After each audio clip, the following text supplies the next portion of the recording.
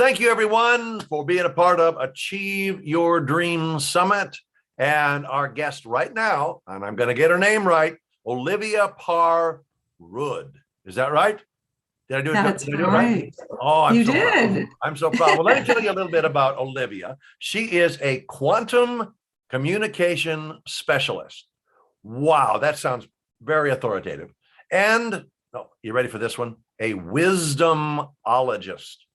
Good grief, you're a scary person. You know that? Olivia is a global thought leader, award-winning and best-selling author, an expert data scientist, and founder of Your Wisdom Institute, a platform to help wisdom bearers become wisdom sharers. That's a big deal. Olivia teaches and mentors wisdom bearers to access, package, and share their wisdom with the world. Olivia has a BA in mathematics and MS in statistics. You are a scary smart person, Miss Olivia. You really are. But my daughter, she's fine now. She's 28. She's fine with math now. But when she was young, she was so upset by math that we got her t-shirt that said, "I don't math." Well, can I share a little secret? I was Whatever you want to share, you're on. Go. When I was young, I was so my mind was so creative. Like today, they'd probably put me on drugs or something, and school was really hard and I could read, but I couldn't really retain. My mind would wander when I was reading, and math came easily, but I was never great in school because I struggled to read and pay attention. I now think that structure just isn't good for creative people, but I made it. But I actually didn't do well until my master's degree. That was the first time I got good grades. My goodness. So did you get serious with your master's degree then, or? I did, and I had sort of reined in my mind to be able to concentrate, read, and I did. Yeah, I love reading now, but I didn't read an entire book till I got out of college, honestly. Okay. Like I would read short stories and encyclopedias just to learn stuff, but I couldn't hold on to a narrative for very long. Okay. Yeah. And anyway, and then it was also really pushed on me as I was the third daughter and all my sisters and my mother were big readers. So I think it was a bit of rebellion too. There's a book in there, or at least the second verse to a country song, I'm sure. Exactly. Yeah. Right. Wow. So I have to ask, strategy for destiny is what I do. Okay. And I ask the question, what were you born to do? And steer people toward their destiny. Okay. And then give them an action plan. You know all of that about me. So I want to ask you the question, Miss Olivia, what were you born to do? I won't even say I think. I know I was born to help people find and access and package and share their wisdom with the world. It's a lot, perhaps overlaps with what you do. I feel like we all, and today it's all about collaborating. So this is wonderful. But I feel like we all have a gift or more than one to share that we spend our life perhaps uncovering, or some people are lucky and they discover it when they're very young. I took a lot of detours, had a lot of cosmic 2x4s, I call them, that pushed. I'm going to borrow that from you. I'm going to borrow that one. Yeah, it's my early life was lots of abandonment with my parents dying very young. And then I was almost died in a car accident. So as a young 20-year-old, I was really lost. And thankfully I did have marketable skills with a degree in math. So I actually liked work. I liked the corporate setting, but I didn't even think to ask that question when I was 20. And then when I was in my 40s or 50s, I was this expert data scientist speaking all over the world. I wrote a book that became a global bestseller on data science. And I kept being pulled into this expert role, but I always had this sense like, this isn't why I'm here. So I think people can access it much younger. I turned 70 this year, and I feel like just within the last few years, I figured out what I'm supposed to do when I grow up. And I think every one of my experiences gave me what I needed. So that's what I help people perhaps shortcut some of that with, with the work that I do. And I have mentoring programs where I just help people find there's different tricks you can do and things, techniques and practices that help us get in touch with our unique wisdom. Wow. So I think you pretty much answered, unless you want to add some. The next question that I would ask is, what did you do to get there? Once you decided what you were born to do, what did you do to get there? But yeah, you've explained some of that. You want to add anything to it? I will, because I was in this corporate setting, making lots of money, getting paid to solve puzzles, but it never spoke to my deep heart sense. Yeah. And for years I spoke a lot. And then I knew I wasn't fulfilling my purpose. So I started working with clients on long-term contracts so I could do some writing. So that was actually how I kind of uncovered more of it, was that I went after what interested me. And then so it's interesting. I wrote a couple technical books that were very left brain, kind of all research based, right? Lots of footnotes. And then I was guided to write a book about bringing love into business. I figured out, with all the changes, the rapid changes in business, and this is where I want to tap people's wisdom, because I think it could be used not just to help others, but to help businesses. And I have a lot of dear friends that have great business, let's say, models and practices that they have a hard time getting businesses to use because they don't know about them. So I want to make that part of your Wisdom Institute, right? But anyway, so I got this guidance to write a book called, and the title came Love at Work. And I did some research, found some really great data on how companies that treat their employees well and, loving behavior actually make more money. So that was very exciting.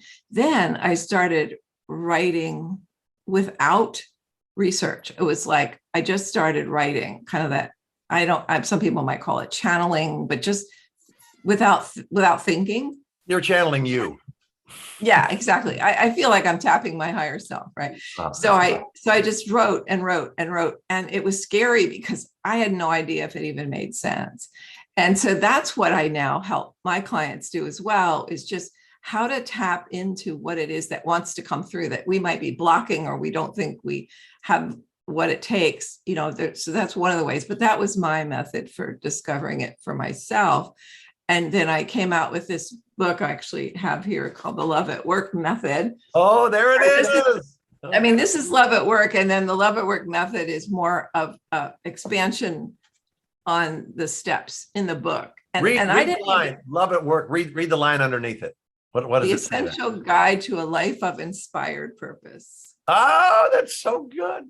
Do you realize how oxymoronic it sounds that you went from statistics to love? I know. And it's funny because I now have met others, but there's not a lot that I've known that have this strong left brain aptitude and then have this total passion for heart-centered work. And, there's the whole conscious capitalism movement, which is great. They, in my opinion, they sort of sing to the choir. What my research and my goal is to reach those perhaps like fear-based CEOs that are not evolving because they have too high of a need of control. I want to go in and say, do you realize that if you treat your employees better and open your heart more, you'll actually make more money? Maybe that'll appeal to them enough to because it's not always easy to give up that high level of control. I'm sure most of your listeners have experienced people that have control.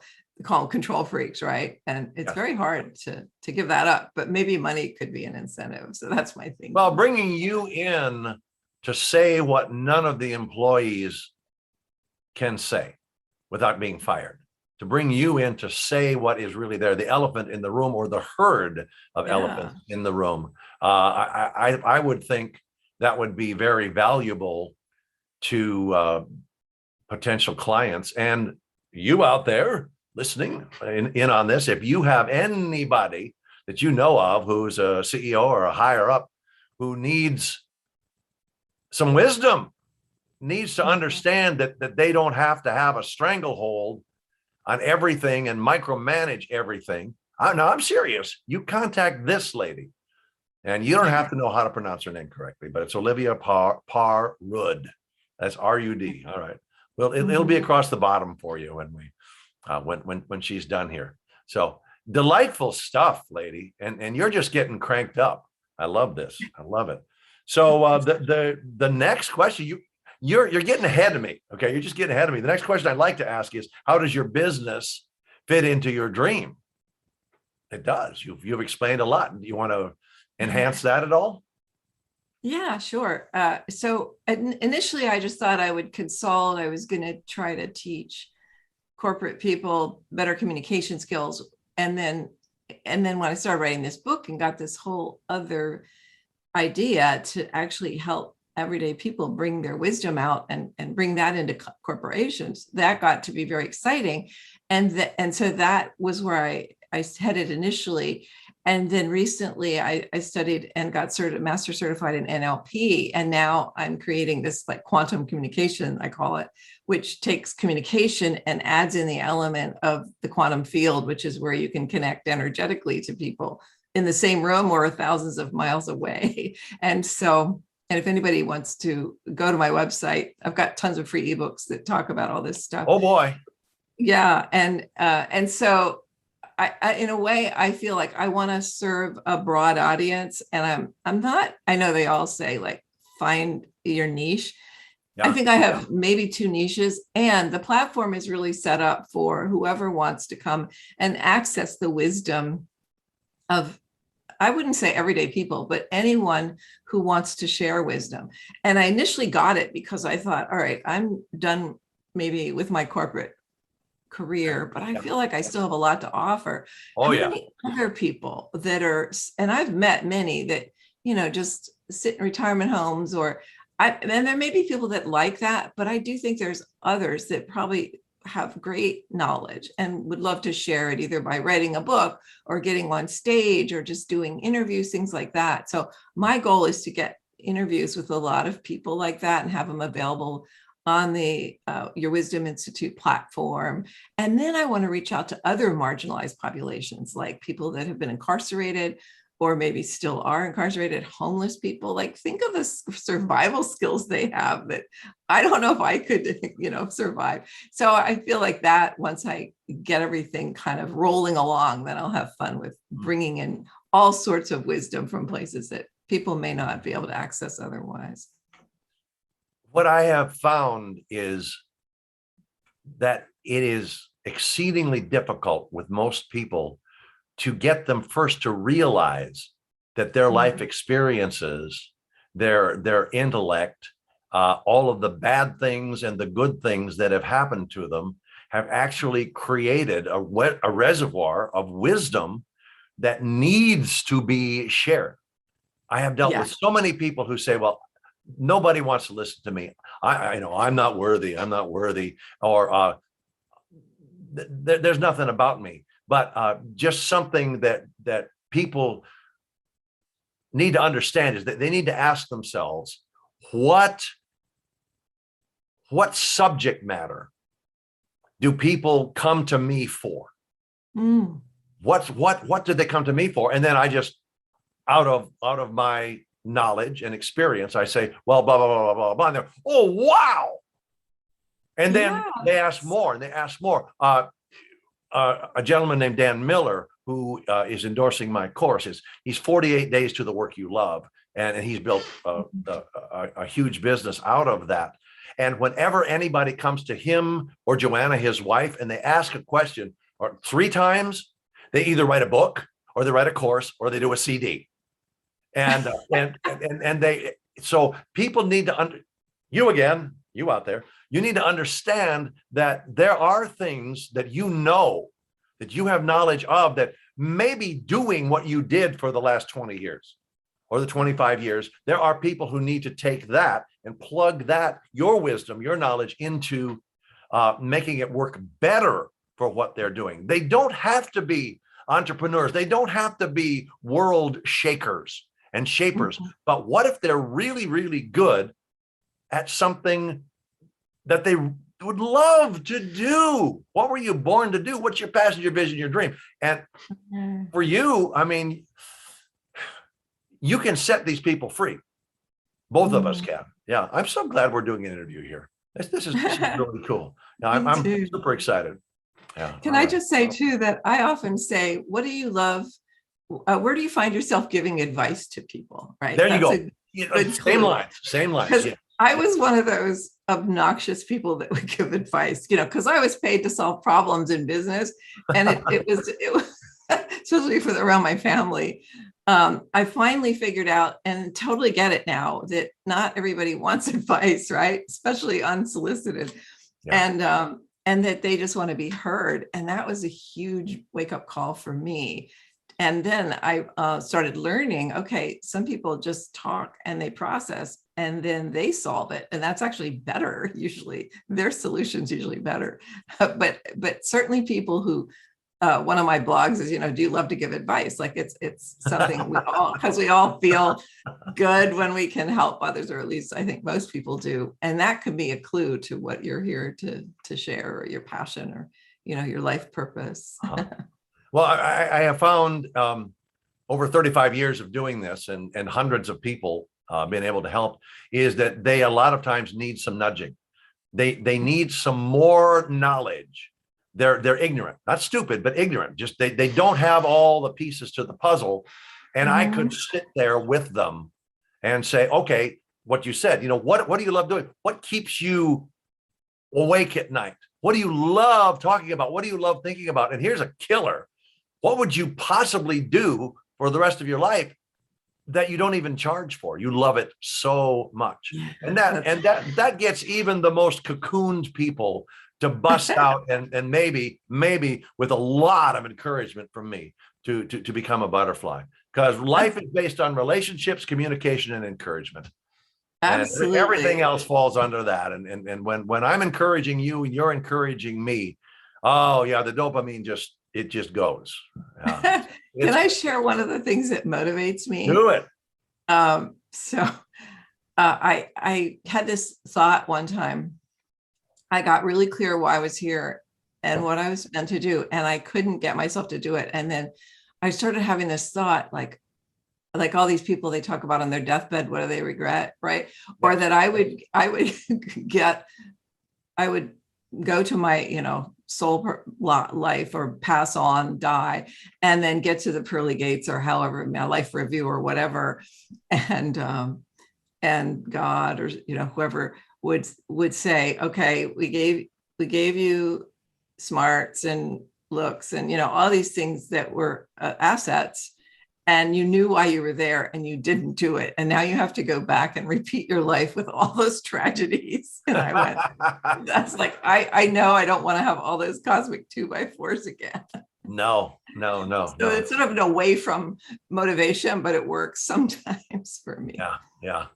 Well, you and I are in the same age bracket, and I have, as you have, but I have decades of regrets and bad mistakes intermingled with some good ones. I raised two great kids. They've got a life coach as their dad. Of course, they're doing what they're supposed to be doing. So that part is good, but allowing people to use me, and in some cases just use me up to where I just wanted to give up. Those sorts of things are really rough. And pulling somebody out of that gutter is a real rush for me.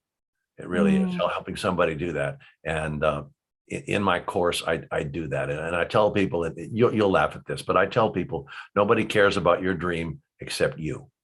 You're the only one who can make it happen. And if you don't, the regrets are flying all over the place.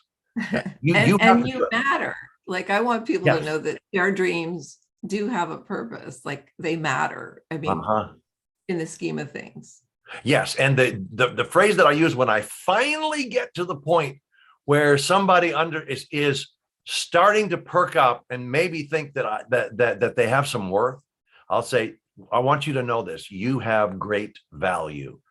That's my most cherished sentence. You have great value, because by the time we get there, they know that I'm being sincere, and they can actually move on with life. And some don't.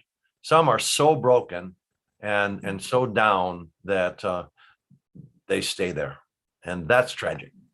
It is. It's very hard. Yeah. Okay.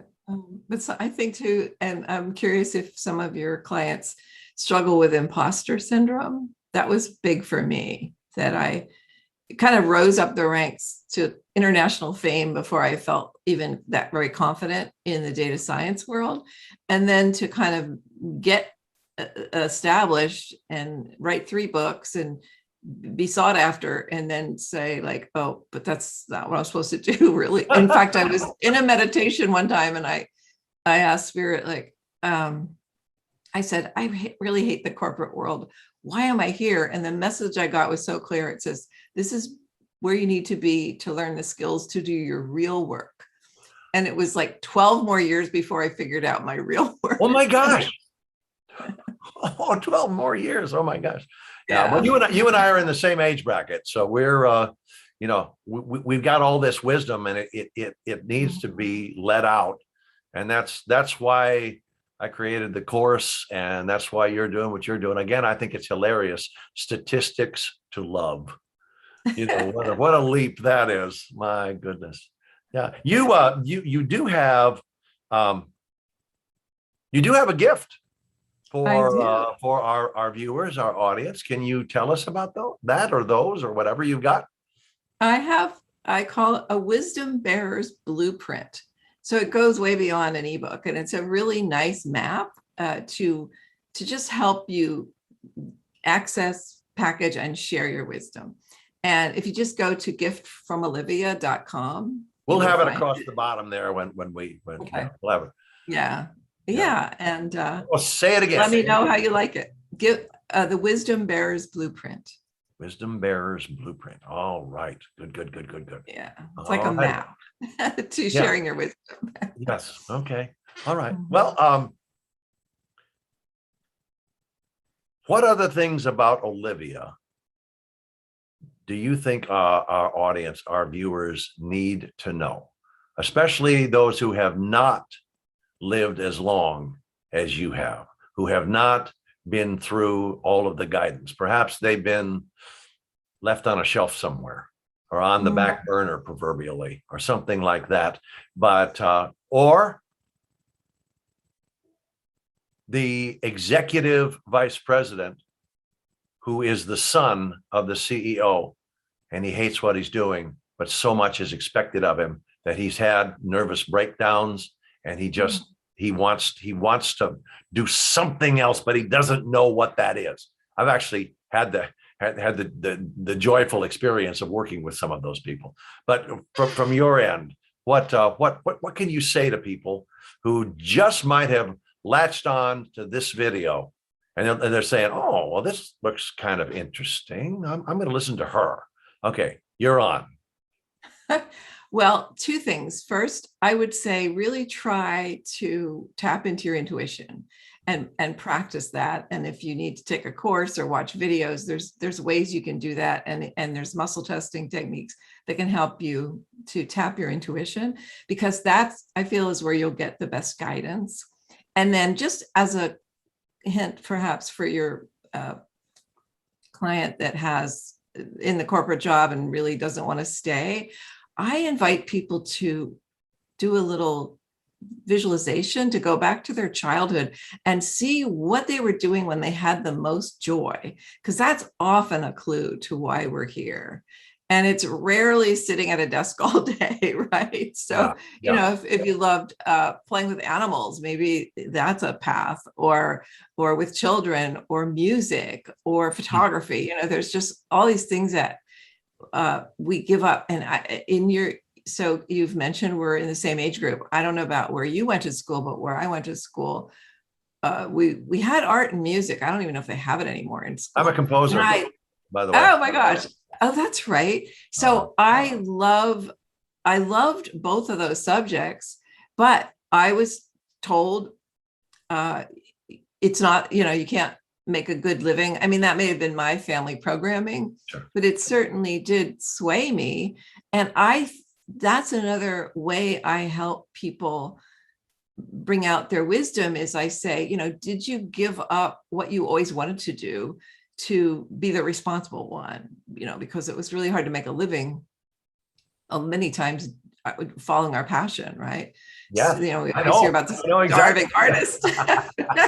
Yeah. And I see the world becoming a place where the artists are revered again. And, these are the sense makers and the future bearers and all the things. So I invite people to hone their intuition and their right brain and get as creative as you can, as often as you can.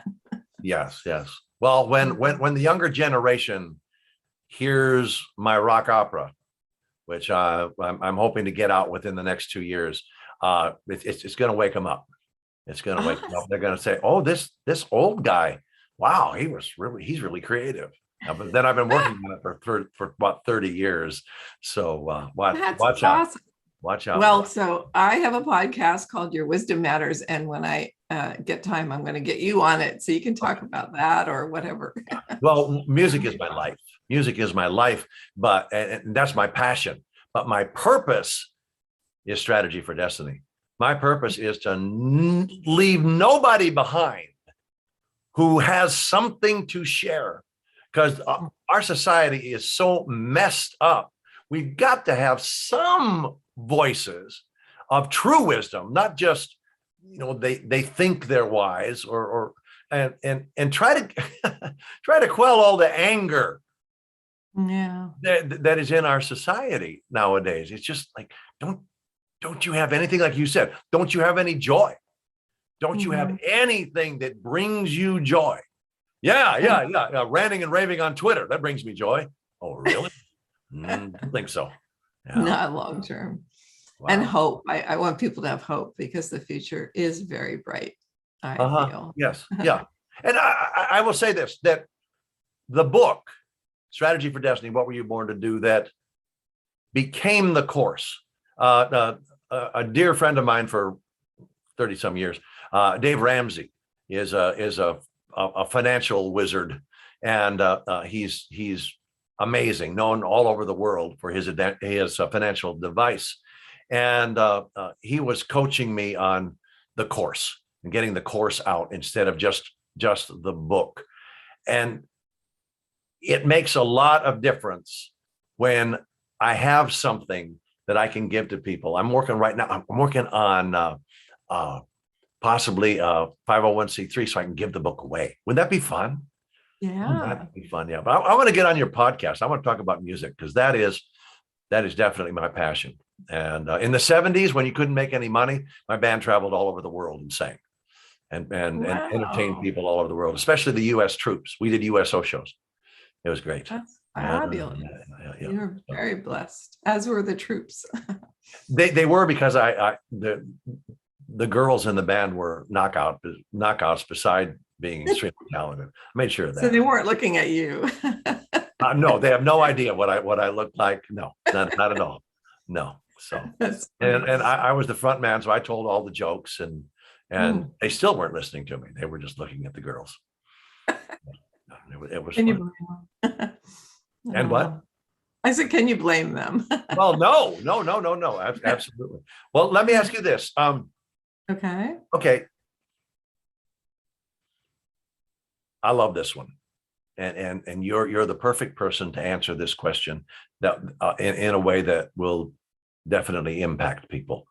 When it comes to living your best life, I use that phrase all the time. When it comes to living your best life, what advice do you have for our viewers, for our audience, when it comes to living your best life, the life that God intended? Let me while you're cogitating on that, I want our viewers to understand why the course became the course. And that is because God was beating me over the head with Jeremiah 29:11, which says, "For I know the plans I have for you." Do you have a plan for your life? God said you do.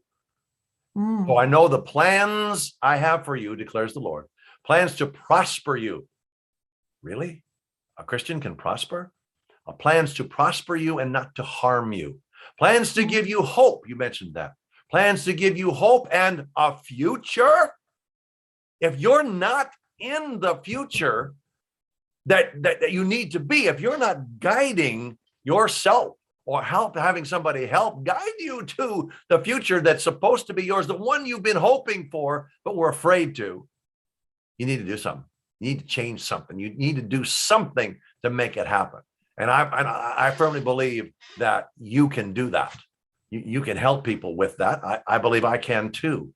And other speakers on this summit they're just amazing people. So I've asked you the question, your best life. What advice do you have when it comes to living?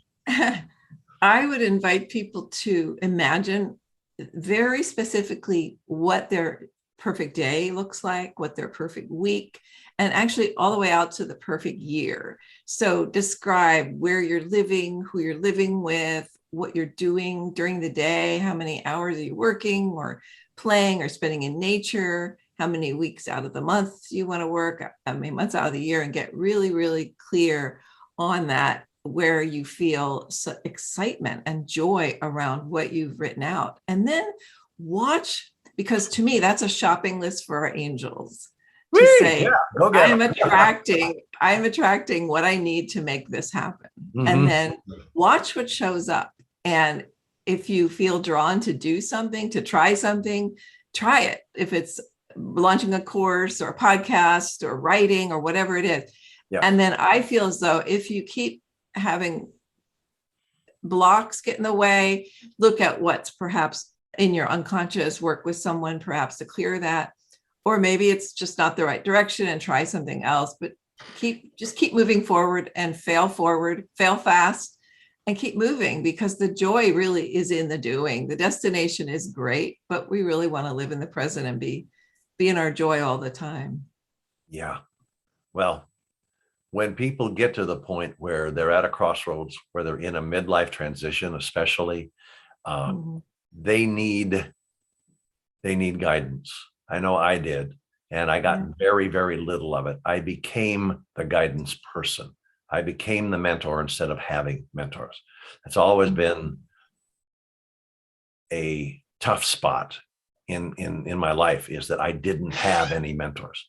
And I had critics, but I didn't have mentors. So what I went playing off of what you just said, when people get to the point where I will tell them, or they'll tell themselves, boy, I really want to try that. So, well, then do that. I said, yeah, but what if I fail?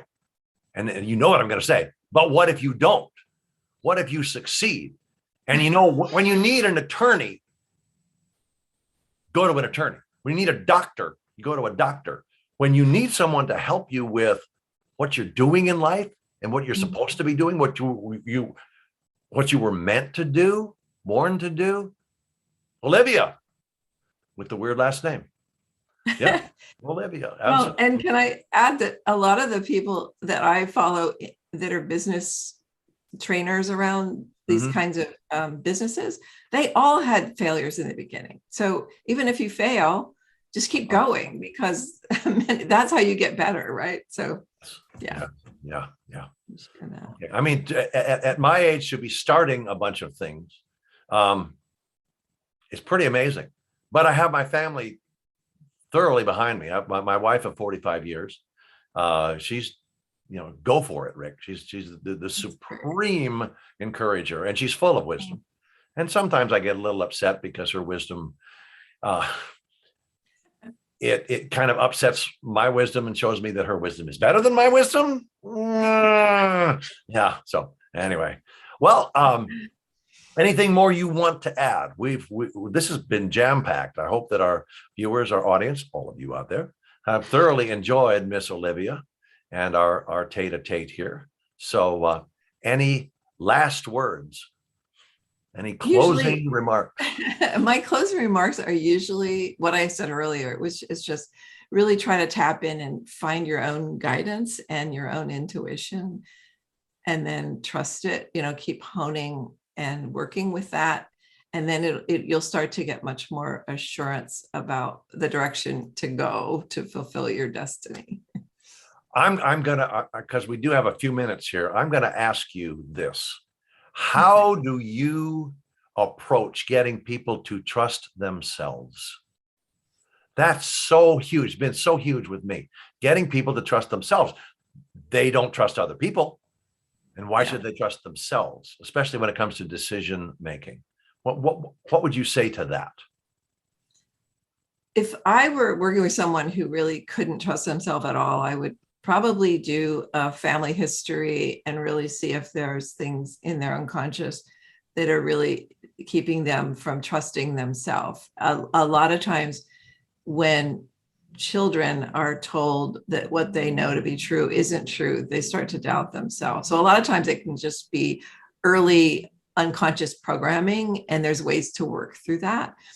And then I play with little techniques to help trust your intuition with making choices and then seeing if they end up being correct, by intuiting them or using kinesiology or muscle testing to make decisions. So that's a really fun way then to get better and better at trusting what's coming through. And also writing, there's a technique, the Artist's Way is a book where they talk about writing morning pages. My son has read that like 5 times because it's amazing. He's a songwriter. So yeah. Oh, beautiful. Yeah. So being a songwriter as well, like a lot of times stuff is just coming through right from your higher self.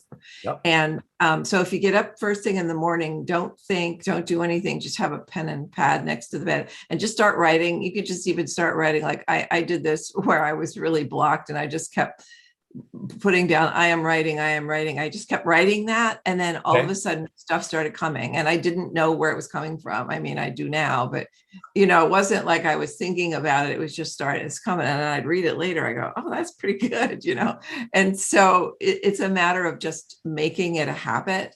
And then if you do that, then they say, write 3 pages every morning, like 3 full pages of whatever.